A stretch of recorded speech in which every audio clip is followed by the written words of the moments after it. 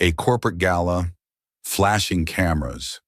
The young CEO steps onto the stage with her 8-year-old daughter by her side. Then, through the crowd, a man pulls out a gun, aimed directly at the little girl. Screams erupt. Guests scramble for the exits. Security frozen in shock. But one man doesn't run. A man in a cheap, worn-out vest charges forward, arms spread wide. Shielding the child with his own body, the gunshot echoes. He falls. Blood spreads across his shirt. His last whisper, "You're safe now." The room falls silent. The CEO stares down at this stranger, this nobody, who just gave everything for her daughter. Michael Hale was nobody special. At least, that's what everyone thought. 38 years old, single father, working as a maintenance worker in the Lane Corporation tower. The guy who fixed broken lights and unclogged toilets. The invisible man in the cheap vest that everyone walked past without a second glance. But to one person, he was everything. "Daddy, you're my superhero," 9-year-old Ella would say every morning.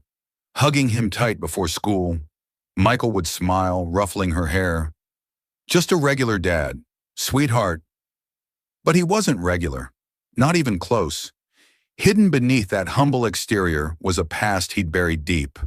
Sergeant Michael Hale, call sign, Ghost Wolf, former Special Forces operative, the kind of soldier who'd completed missions that never made it into any official record. He'd walked away from it all 6 years ago, when his wife died suddenly, leaving him alone with 3-year-old Ella. Michael made a choice. No more battlefields. No more life or death operations. Just him and his daughter. A quiet life. A safe life. The only reminder of his past was a worn dog tag he kept tucked inside his shirt, engraved with 2 words, duty and honor. He touched it sometimes when memories crept in. Then he'd look at Ella and remember why he left that world behind, on the other side of the city, in a penthouse office overlooking the skyline. Isabella Lane sat behind her desk. 30 years old, CEO of Lane Corporation. Brilliant, driven, respected, feared.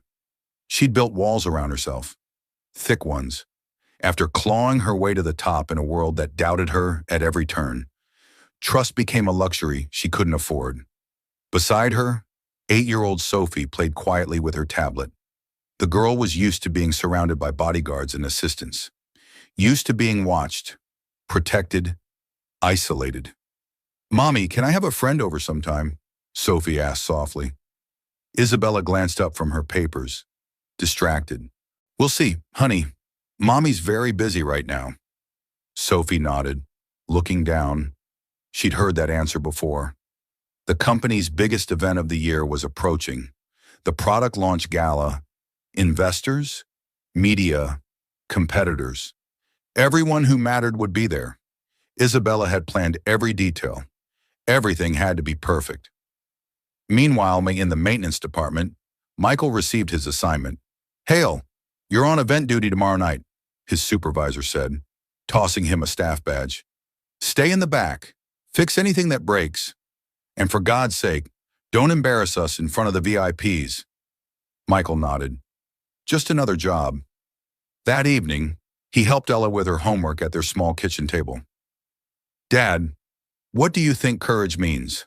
she asked, pencil hovering over her assignment. Michael thought for a moment.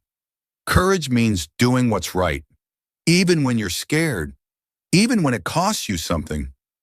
Ella smiled. "Like a superhero? Like anyone who chooses to protect someone else."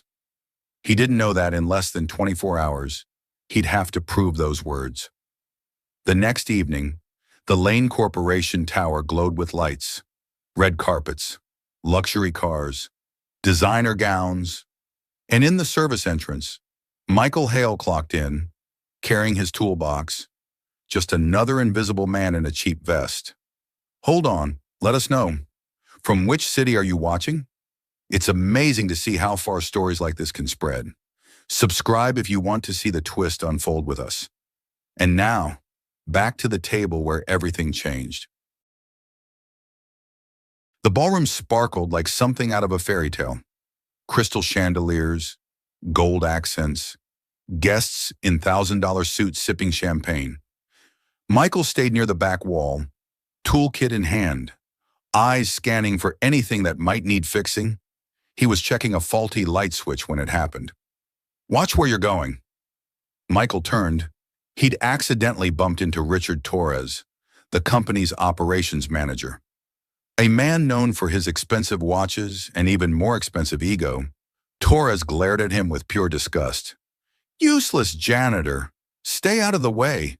This event is for important people, not whatever you are." Nearby guests turned, smirking. A woman in a diamond necklace whispered loudly to her companion, "Who let the handyman wander around here? Shouldn't he be in the basement or something?" Laughter rippled through the group. Michael said nothing. He'd learned long ago that some battles weren't worth fighting. He simply nodded and stepped back. But across the room, hidden behind a pillar, a small figure watched everything. Ella. She'd snuck in through the service entrance to surprise her dad, wearing her nicest dress. Now she stood frozen, watching strangers mock her hero. Tears welled in her eyes. Michael caught her gaze. He gave her a small smile and a wink. "It's okay, sweetheart. I'm okay." But her little heart broke anyway. On stage, the lights dimmed. A spotlight illuminated Isabella Lane as she stepped forward. Sophie beside her in a beautiful white dress. "Ladies and gentlemen, thank you for joining us tonight." Isabella's voice was confident, commanding. She spoke about innovation, about the future, about Lane Corporation's revolutionary new product.